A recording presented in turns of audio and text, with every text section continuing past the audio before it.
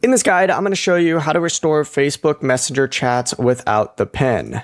This is Aiden from JustBoz, and before we get into this guide, make sure to like the video and subscribe to the channel with all notifications on. It really does help with the channel, and it lets us know that you want more content like this, so we greatly appreciate it. If at any point throughout this guide you did have any questions, just ask them down in the comment section below, and we can help you out further. I'm going to be doing my best to reply to every single comment down there. Begin by actually opening up Messenger on your iPhone, Android, or computer. So I'm going to open that up real quickly. And once you open that up, it'll look something like this for you. You're going to want to go ahead and select that menu down in the bottom right and then choose privacy and safety. So scroll down on here, find privacy and safety. If you don't see it, select settings and then scroll down and you'll see privacy and safety on here.